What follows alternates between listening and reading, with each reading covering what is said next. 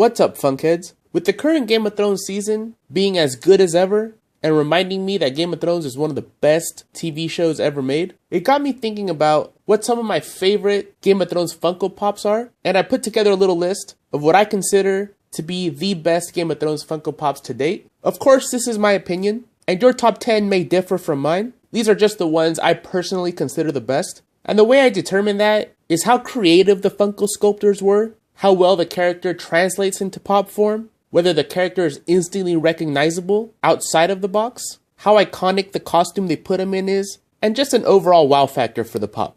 Before I begin, I'm going to put out a spoiler warning. As I'm talking about these pops, I may reveal an important plot detail here and there, so if you're not caught up to the show, you might want to skip this video, but if you are and you don't care about some minor spoilers, be my guest.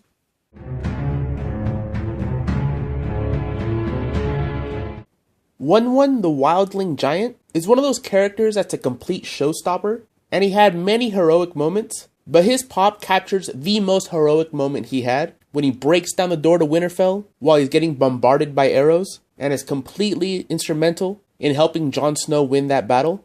Funko did a really good job with all the details in his face, giving him that angry look. The sculpt on his body and hair and the pose they put his hands in are all excellent, and all the arrows make it a really interesting pop to look at, and he definitely stands out if you keep your pops outside of the box and on your shelf. 1-1 is a must-have for any Game of Thrones fan.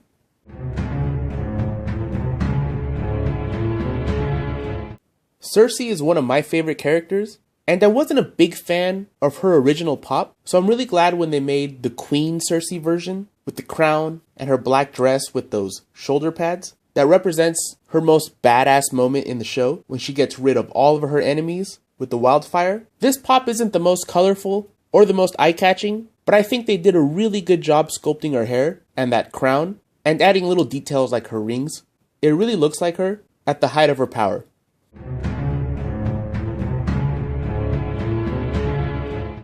Similar to CERSEI, I wasn't a big fan of the original Tyrion pops, but I think this new Tyrion sculpt really captures his character. The details in the hair and the clothing are excellent. The scar is more subtle and realistic looking, and the shape of the eyebrows are really nice. It gives him that inquisitive look that Tyrion has. And of course he's holding some wine, because Tyrion is the self-professed god of tits and wine.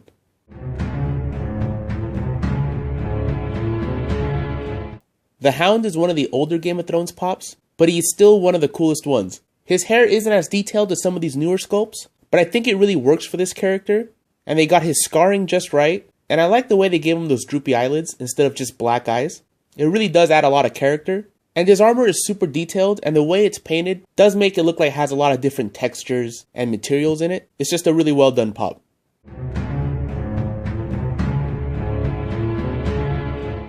This may be cheating a little bit, because I am including both of these at number 6. This is the Battle of the Bastards 2-pack with Ramsay Bolton and Jon Snow, who are both bastards of course. But both of these are a huge improvement sculpt-wise on the originals, especially Ramsay. I didn't think the original Ramsay looked too much like him, and outside of the box it was hard to tell, but they did a good job giving him dark eyes and making his hair look more like the actor's hair. And same with Jon Snow. And the arrows in the shield look really cool, and that pop of that light blue looks really good with this overall kind of monochromatic look that most of the Game of Thrones pops have. It really is a nice 2-pack.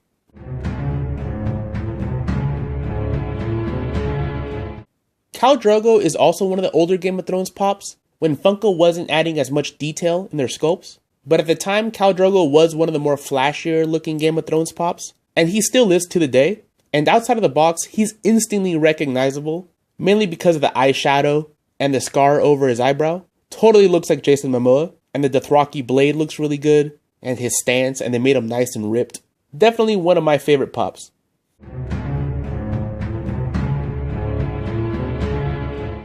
When it comes to eye-catching pops, there isn't many that draw the eye more than the Night King, and that is because he is this bright blue color, and more so because of those piercing blue eyes they gave him. Really glad they didn't just do plain black pop eyes. They did give him those icy blue eyes with that tiny little pupil. It's perfect, and the character really translated well over into pop form. And the details on his armor are really nice, and they're really well painted. It's a very dark blue with kind of like a gray wash over it. It looks really nice, and the details on his fingers are really nice too. There are some variations of this guy that are really cool as well, but I still think the original is the one that looks the best.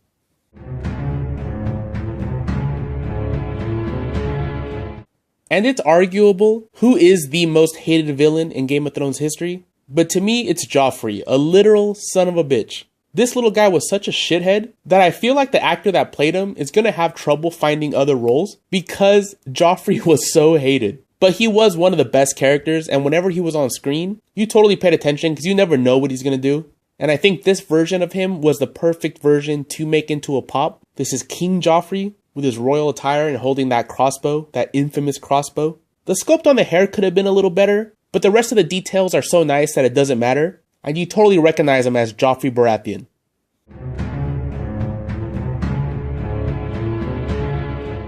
This SDCC exclusive of Ned Stark really shows what a little creativity can do to an otherwise plain pop. Pretty much all they did was take the common, remove his head, and add a little bit of blood. But that little bit of creativity made this a highly sought after pop, because to the day, as far as the show goes, it still is one of the most shocking deaths because he was the main character. And I can't think of too many shows that kill off its main character in the first season. If you ask any Game of Thrones pop collector, this headless version of Ned Stark is pretty high on their list of pops they wish they could have, because he is very expensive now. And if they do have it, they'll probably never sell it or trade it. This pop represents everything I like about Game of Thrones and Funko.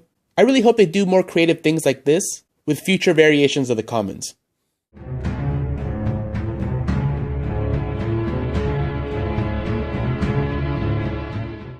A lot of you may have guessed what number 1 is going to be, and that is Daenerys riding Drogon, the dragons being one of the coolest parts of Game of Thrones. And when Daenerys first rides Drogon, after Drogon saves her from the Harpies and lights them all up, is one of the most iconic and memorable moments in the show, and it first showed how powerful the dragons really are.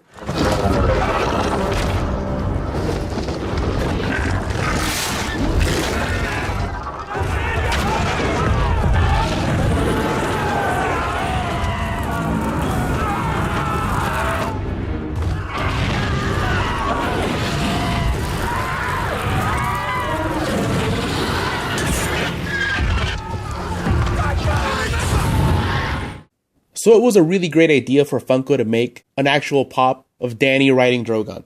And it came out really good. I own this pop myself, and it is one of my favorite ones. I actually have a couple of friends that went out and bought this pop, even though they're not pop collectors and they haven't bought any other pops since. It's really awesome, and definitely the showstopper when it comes to all of the Game of Thrones pops. Alright guys, so that was my top 10 best Game of Thrones Funko Pops. I'm sure I left some of your favorites off the list, but you can let me know what those were in the comments below. I would be especially curious to hear what your top 10 is, or even your top 3, so go ahead and share that if you like. You can also let me know what new characters or variations of old characters you'd like to see Funko make. Thanks for watching and take it easy.